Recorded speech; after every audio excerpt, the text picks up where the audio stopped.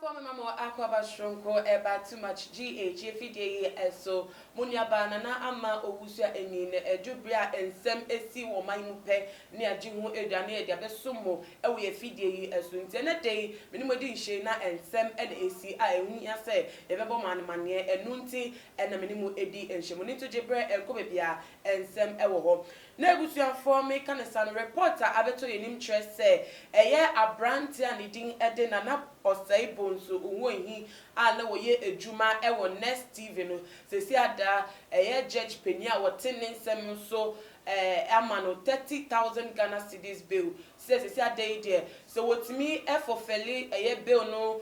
no ensem kwandi will bet me akufie na because ye didn't sem I will bet me fifie aba ama ye didn't sem. Nebusia for na make I must say and chebia and a brante way ekotina the fide kese NSTV so a church and semi revelations be ebe to dra efa a year also for penya wada anointed palace chapel Reverend Kweku Enchi Obofo ono asem na making na wode ne won sem betu dwa te se wo chechire mu ka se papa no wo fri nyame na wo di esuma se dwuma bebre te se obuo kra ebepie mu ewobi e ma te se wo bi kra efre on the show ebra na wo kasa cheche ni nsemu emongwa no so editu mu se eye Reverend Obofo no so ne ni gani bi wo hu bi se Reverend Obofo edi obi ewu te se okunu kakono kra pokojoto ewo eye elubo compound house onom e ma te se and some of the bebre ewa Ghana mankofo etate etrensa ewa Reverend Obofo so one bra bonti be na no ye do wato no so ntia wo be nya se oba be yi na no ewo ho na no so na onam so eko report ye abrante a wode revelation no beto jana so ma akonya ema revelation beto ja eye na ose bonsu unwenyi wode no eko to a police phone ema police for enam so ko che no no omo che no so omo tete na no de ogina ho se asem na wo ka ne de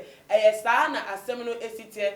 wonim de oka owo ahu tese obetimi eyi ano tie bisam bi obetimi eyi ano nam so onukwaku a wo frɛ in the show at so no so edi ne de eka ho ne testimony ka so no so hu bi se Reverend Obofo no eku obi no wonu de ekodu police station honom no de ogitu se atronkoa ena na wodi ema enam so ma judge a wote asem no so ema no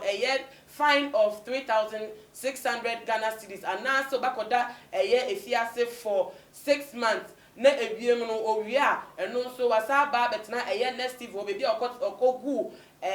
osofo Reverend Obofo eniwas no wasa akotena ho asre echewpa edefin ho asa kam obi atese se entronkwa ena wode etuja na no so ajutumu ena wochi an final of 3,600 Ghana cedis no na asena ohu enyi de woda so etina ho se dabi wono de asem no onim de nti okan nti obetimi ama ho anu ye nti wonu de still na wogitum se ondi for na no na ma court no judge wotna ensem no so no kire se onkoda remand for 2 weeks 19 June no na asem no motena so na 3 July no na 2 weeks no so ye na 2 weeks so ye so no court so she tese wo motena se ka ensem no enwu bi na wo mo kasa no na court no ade ahye se si adeje wo ma grante unhu ehi bill so no so betimi echia 30,000 Ghana cedis sikada den 300 million Ghana cedis no bi no betimi echia na no wasa provide two sureties no bako a owo mu no say won wo more than 30,000 Ghana cedis no ewo ono ne bank account no on provide bank statement kire say o say sika sombo a ebro 30,000 Ghana cedis no say no betimi ejina mu edi ama wuhu ehi ewo ni bill no emu na no so no time da ho no say be si Friday enumre by 5 p.m. so wentimi entie sika no dia na obedemo akosi say Monday so onye obi ma ne begyina mu na na onye obi ma ne begyina mu surety for bail na no ya ma ne kwan ama no akofie na court de tenase no nhihya ye di so ye coronavirus no ho nhihya ye di so nti enam so ma judge no epne ma busuafo na say representatives mienu from each side ye Reverend Obofo ene Nana Osebo nso nwenhi side ho na nta ye nya ne say ono no side ye nwenhi ne side ho no de ne yere ene ne wofa ene ejina mu ma no aside ne lawyers a judge no ni epne ma te so otimi ewura court house no ena ye Reverend Obofo nso no nipa mienu bi so ebejina mu ma na say na sofo ketua o se ne busuafo no de enchiremu ambasa na nso busuafo ye ni edi ensemi echi say Nana unwehi obenya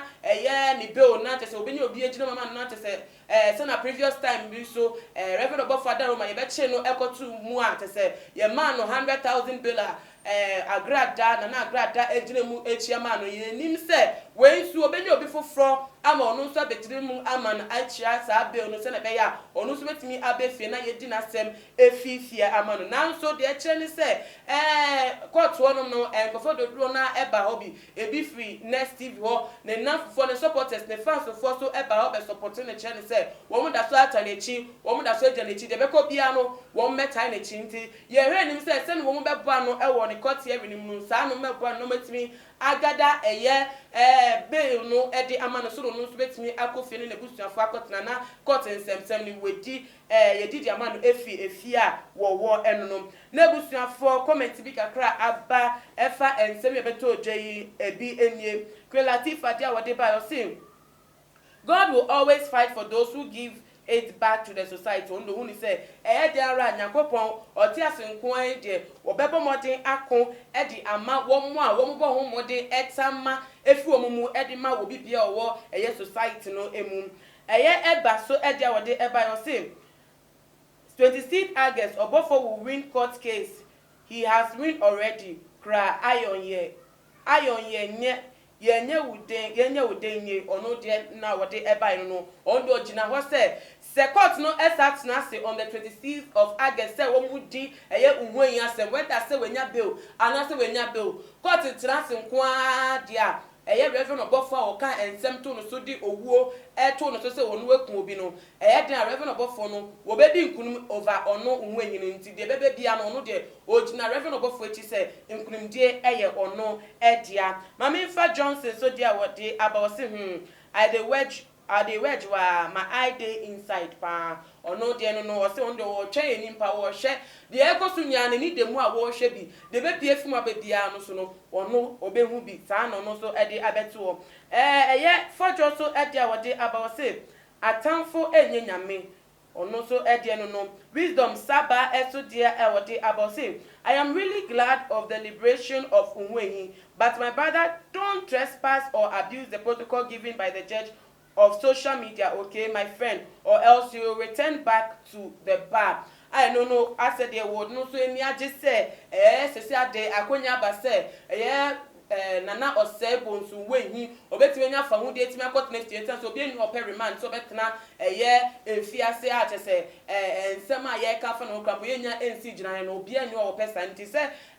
judge no atna nsem so no ma kwan se obetime akofie na wefifie ama ye di na asem no nko ade ono de neni age ho na nso wontie asem a judge no editu da won mo no ho modern se se wo twe no ho efi ensem no wo chechemu wo social media no won twe no ho emfi wo ba onya ne ti didim note bi be fie oni obi tua be man no be fie a wo make sure say wo be di judge no ensem so no fa no ho enfore ensem no be more ono so na dwentre eno no me fa Solomon dear sir menya ewa ha was say hey, this Ghana that we live in there, money always talks. It is all about money. If you have money, you will have freedom every day. Ono ne dear and no so sika dear Ghana has sika kasapa so wo sika dear unya asem krampa da aso ebekọ edidie wo benya asundue wo bi enu obehye wo so because wo sika kasapa ewo oman mu na me the comments no AC as ebusuafo judge no esa edit to just say ensem ya aba Reverend Obofo ne na Osebo nso wey ensem na after there say ade Ghana ha there ensem si penny edit social media ni edi we na edi for we na edi bim we na anya there we na aya there dabi we asem we nko ade ye njai ema emra no taking the course ye ma judge ni no all chese onya kwan no ntimi nya ni hwehwemu ye no ntimi ntena asem no so endi no eye fairly se no be ya wo bia enwo encoach chese enkokemu ewo kwan bia eso na busuafo aha ena mede ensem no ebesi adwentwe bia wo fa eye de akoto sesi a ne de a eye koto fotena ase bela sesi ade ye de ato unhu enyi eso no adwentwe wo fa ho ene ye ho contribution bia no ubetimi edi atudwa ewo tuma gh ye comment section na bia so bomodia ne follow yen ewo ye IG page atuma gh _ midindi na ama owusa ahana me besi ene na me ya duma ye besan edi enhemu bi makram.